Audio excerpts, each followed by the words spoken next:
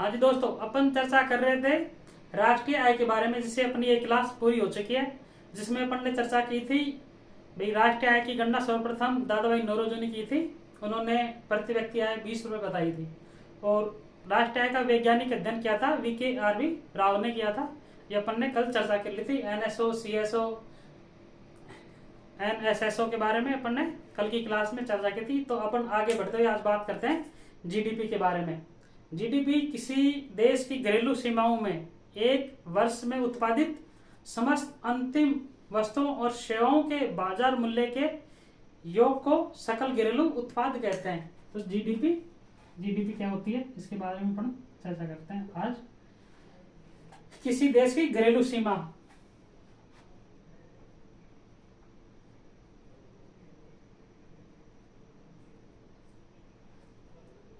घरेलू सीमा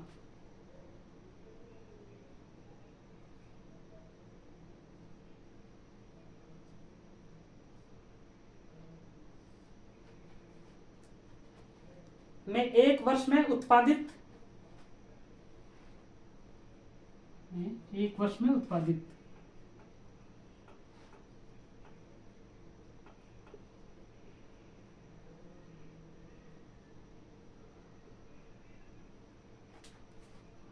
समस्त अंतिम वस्तुओं एवं सेवाओं के बाजार मूल्य, समस्त अंतिम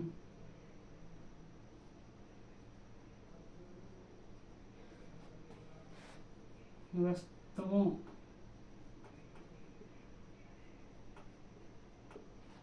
सेवाओं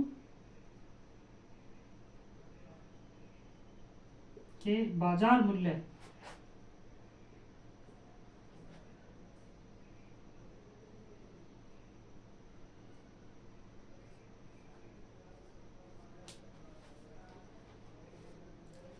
मूल्य के योग को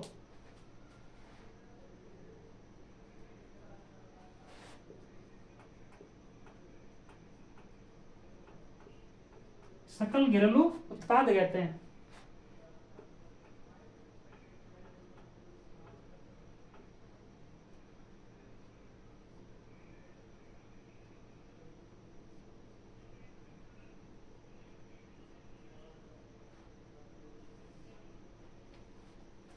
घरेलू सीमाओं, अंतिम सेवाओं, वस्तुओं सेवाओं के बाजार मूल्य के शुद्ध घरेलू उत्पाद कहते हैं। तो अपन यहाँ पे चर्चा करेंगे। पहले घरेलू सीमा क्या होती है।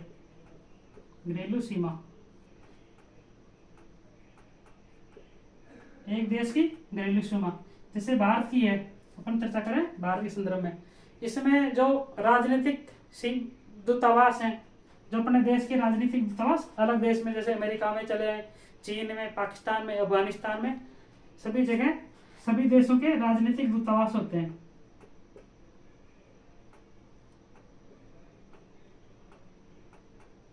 और वाणिज्य दूतावास भी होते हैं, जैसे टाटा की कंपनी या रिलायंस की कंपनी दूसरे देश में जाके अपना वहां पे कार्यालय खोल ले और वहां पे कार्य करे, तो जो वो भी राजनीतिक वाणिज्य दूतावास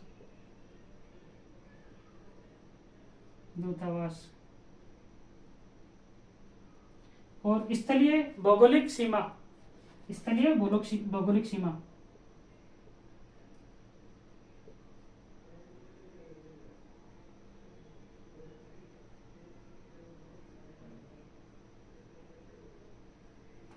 और 200 नॉटिकल मील, यानी कि समुद्री सीमा 200 नॉटिकल मील तक, ये समुद्री सीमा 200 NM समुद्री सीमा।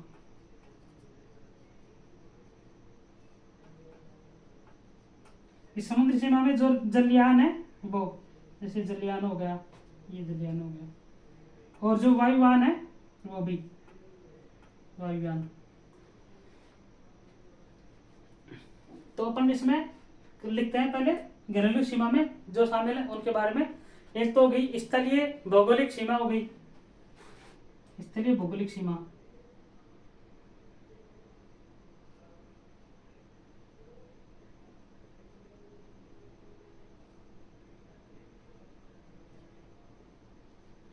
दूसरा हो गया अपना राजनीतिक दूतावास और वाणिज्यिक दूतावास।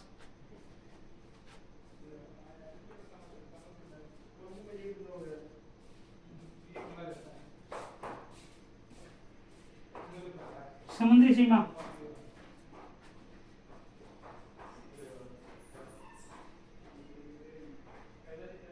जलयान और वायुयान में उत्पादन।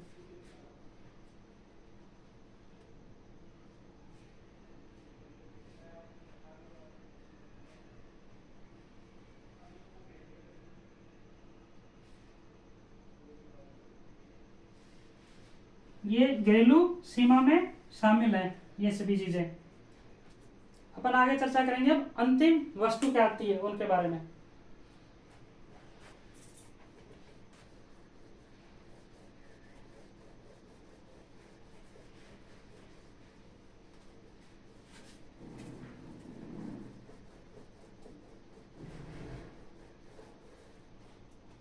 अंतिम वस्तु, अंतिम वस्तुएं।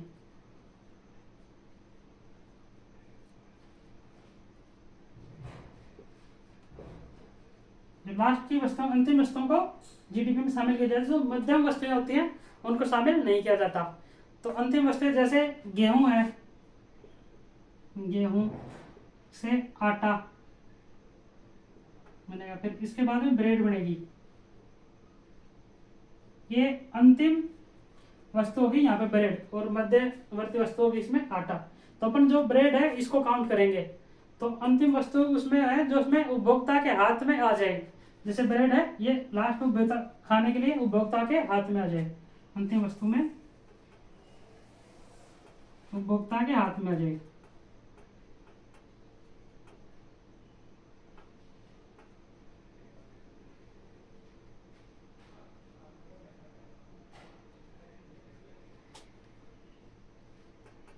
दूसरे डिफाइन करेंगे इसको, अन्य मूल्य जुड़ना शेष नहीं रहे। जैसे उसमें ब्रेड में और कोई मूल्य नहीं जुड़े आगे, जैसे आटा में जुड़ के ये ब्रेड बनी थी आटा से, तो उसमें ब्रेड में और अंतिम मूल्य नहीं जुड़े, अन्य मूल्य जुड़ना शेष न रहे।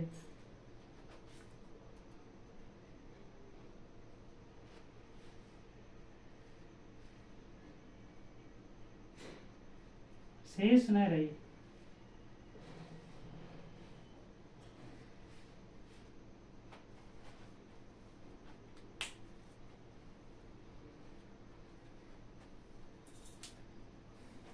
अपन आगे करेंगे आय, जो घरेलू आय और राष्ट्रीय आय उसके बारे में।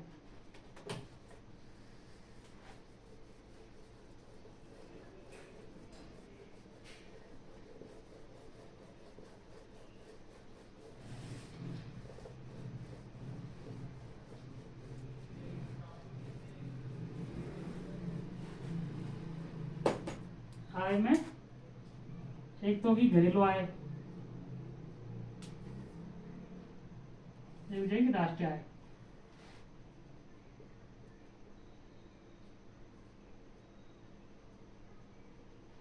राष्ट्रीय आय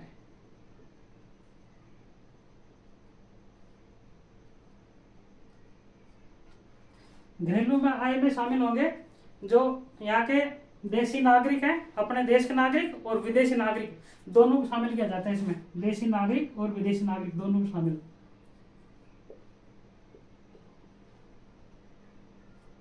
प्लस विदेशी नागरिक।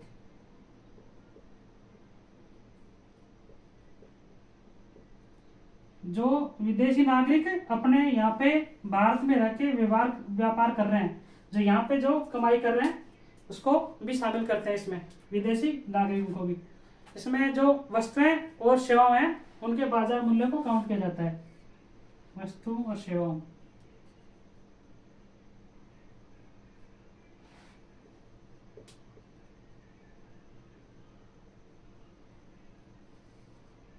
बाजार मूल्य।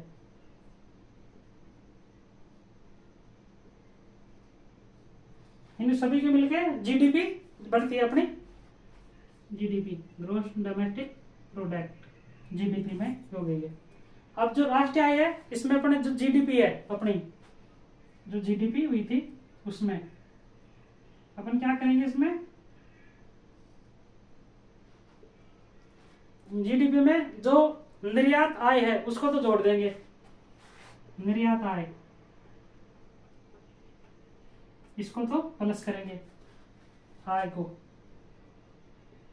और जो आयात खर्च है उसको घटा देंगे, आयात खर्च घटाया जाएगा, इसको माइनस करेंगे। जो निर्यात आय है वो होती है देश के नागरिकों द्वारा विदेश में अर्जित आय। जैसे अपने देश का नागरिक है कोई, जो अमेरिका में जाके, इंग्लैंड में जाके, दुबई में जाके वहां पे व्यापार कर रहे हैं, वहां पे जो भी कमाई कर रहे हैं उसको अपन यहाँ पे इसमें जोड़ेंगे, देश के नागरिकों द्वारा विदेश में अर्जित आय।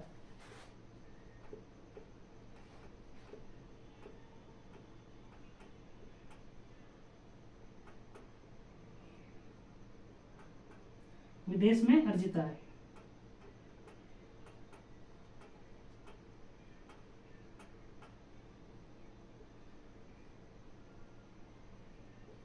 ये तो जुड़ेगी। और आयात खर्च वो होता है जिसमें विदेशियों द्वारा देश में अर्जित आय, जो विदेश के लोग हैं, जो अमेरिका के, इंग्लैंड के जो लोग हैं, जो भारत में आके व्यापार कर रहे हैं, यहाँ पे अपना उद्योग धंधा चला रहे हैं, तो उनको यहाँ से उनको घटा दिया जाएगा, विदेशियों द्वारा देश में अर्जित आय। अपने देश में विदेशियों द्वारा जो अर्जित आय की जा रही है उसको घटाया जाएगा।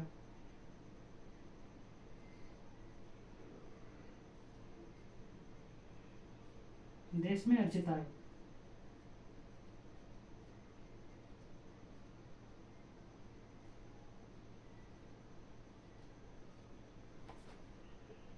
इसको घटा दिया जाएगा।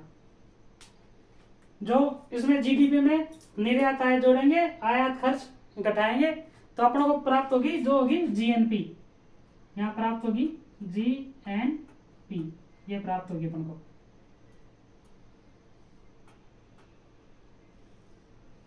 जीडीपी में निर्यात आय जोड़ेंगे, आयात खर्च घटाएंगे, तो अपन को जीएनपी प्राप्त होगी यहाँ पे।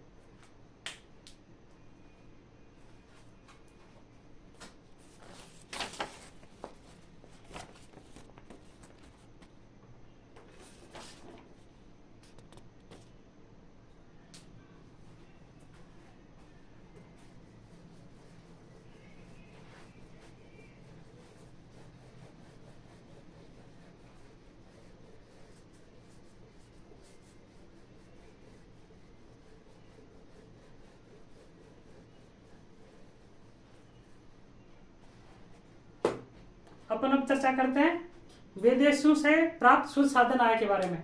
विदेशों से प्राप्त शुद्ध साधन आय,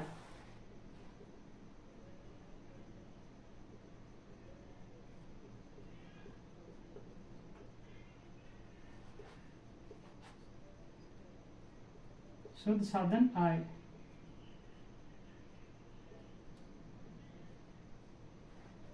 NFIA बोलते हैं इसको, NFIA। NFIA काउंट किया जाता है निर्यात आय में से निर्यात खर्च घटा के। NFIA निर्यात आय माइनस निर्यात आयात खर्च।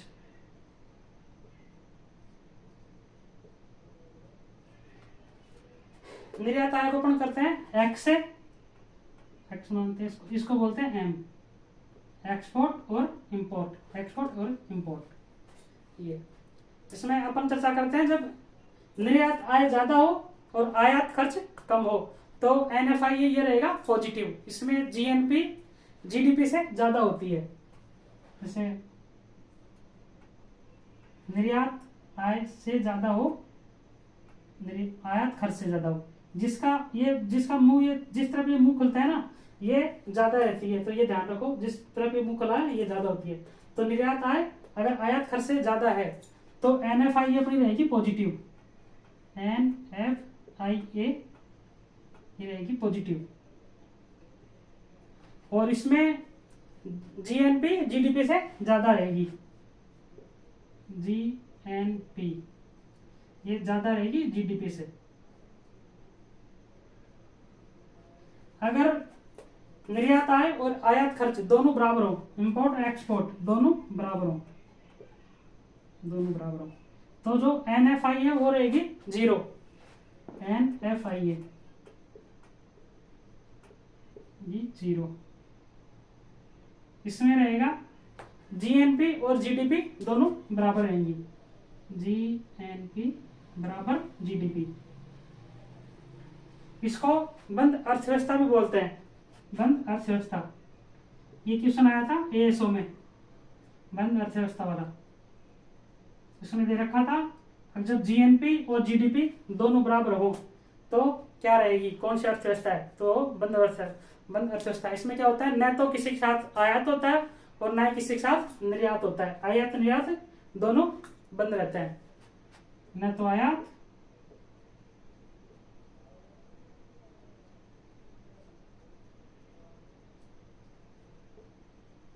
नहीं निर्यात।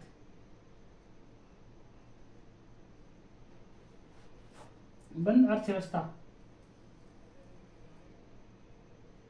इंपॉर्टेंट है ये।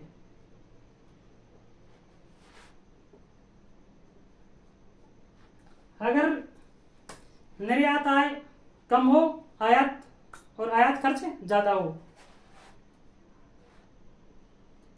आयात खर्च ज्यादा हो निर्यात आय से, तो इसमें एनएफआई है वो रहेगा नेगेटिव, NFIA ये होता है नेगेटिव माइनस में। और इसमें जीएनपी जीडीपी से कम रहती है, यानी कि जीडीपी ज्यादा रहती है इसमें, जीएनपी से ज्यादा रहती है जीडीपी। ये स्थिति फिलहाल भारत में है, भारत की स्थिति है ये, भारत में ये स्थिति है।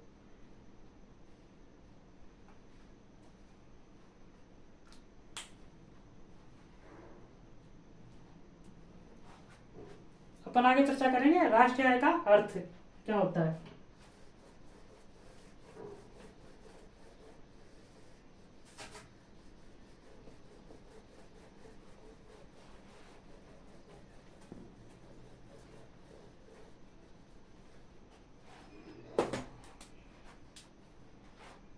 राष्ट्रीय आय का अर्थ, इसमें राष्ट्रीय आय में एक वित्त वर्ष में देश की सीमा के अंदर उत्पादित समस्त अंतिम वस्तुओं और सेवाओं के मूल्यों में विदेश से प्राप्त शुद्ध साधन आय को जोड़ा जाता है। जो एक वित्त वर्ष होता है उसमें देश की सीमा के अंदर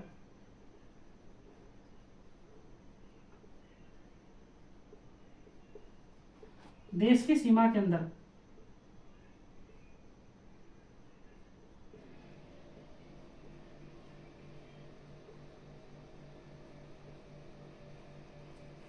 देश की सीमा के अंदर उत्पादित समस्त अंतिम एवं सेवाओं के मूल्य,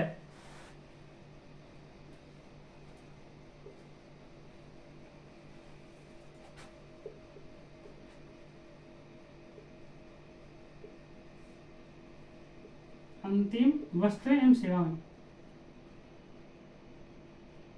वस्तुओं एवं सेवाएं,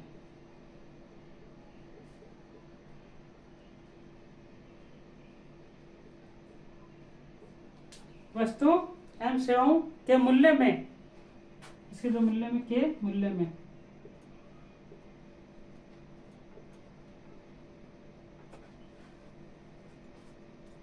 विदेश से प्राप्त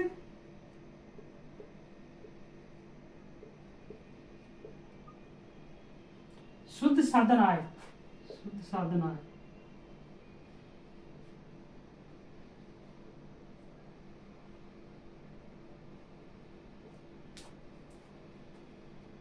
शुद्ध साधन आय को जोड़ा जाता है।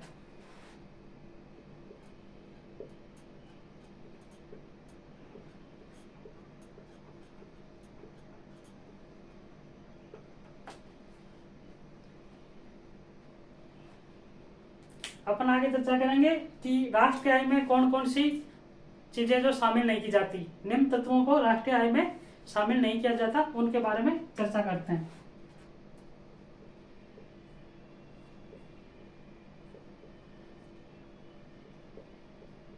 राष्ट्रीय आय में शामिल नहीं किया जाता,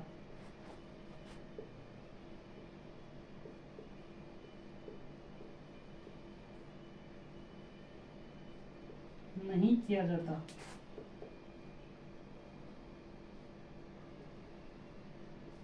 तो इसमें नंबर 1 रहेगा, 1 नंबर पे इसमें जो हस्तांतरण भुगतान होते हैं, जो हस्तांतरण भुगतान से प्राप्त आय होती है, जैसे पेंशन, वजीफा, भत्ता से हस्तांतरण भुगतान से प्राप्त आय।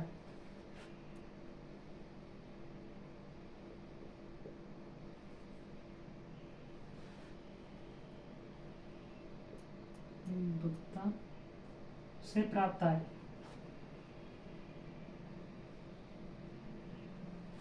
इसमें पेंशन हो गई, वजीफा इत्यादि। और दूसरे नंबर पर रहेगा इसमें अनुत्पादक क्रियाओं से अर्जित आय। अनुत्पादक क्रियाएं,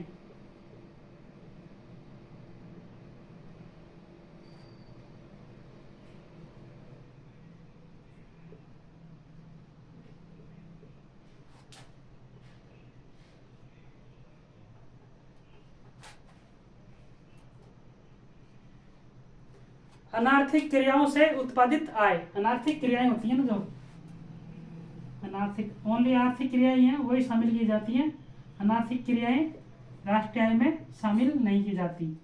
ये क्वेश्चन आता है कई बार कि राष्ट्रीय आय में शामिल की जाती है आर्थिक क्रियाएं या अनार्थिक क्रियाएं, तो इसमें आर्थिक क्रियाएं ही शामिल की जाती हैं।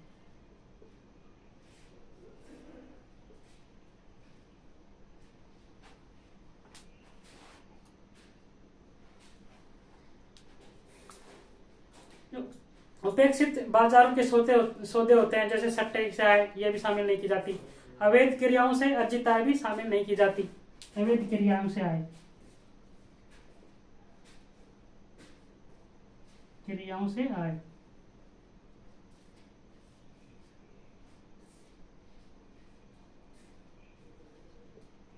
भी शामिल नहीं की जाती।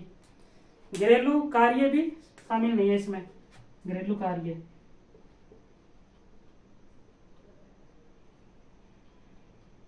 घरेलू कार्य में होगी जो गृहिणी है उसके द्वारा किया गया कार्य, अध्यापक द्वारा खुद के ही बच्चे को ट्यूशन का दिया जाना, जो कोई जैसे अपने गाड़ी की सफाई कर रहे हैं, मालिक द्वारा अपनी कार की सफाई करना, ये इसमें काम नहीं होते हैं। जो घरेलू कार्य हैं, जैसे गृहिणी की सेवा,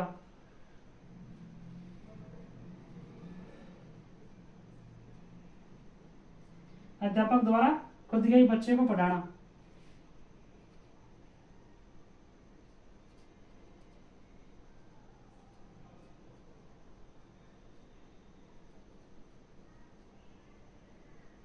खुद के बच्चे को ट्यूशन देना,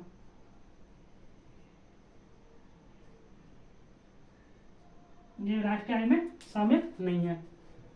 और भूमि संपत्ति प्रतिभूतियों की कीमत बढ़ने पर जो लाभ होता है वो भी शामिल नहीं किया जाता, जैसे भूमि से और प्रतिभूतियों से, संपत्तियों से जो इनकी आय बढ़ती है उसको भी इसमें शामिल नहीं किया जाता। जो ब्याज प्राप्तियां होती है उसको शामिल किया जाता है। तो यहाँ पे लिखें, यहाँ पे लिख देते हैं, यहाँ पे ये ध्यान रखना, ब्याज प्राप्तियां शामिल है, राष्ट्रीय आय में शामिल की जाती है ब्याज प्राप्तियां।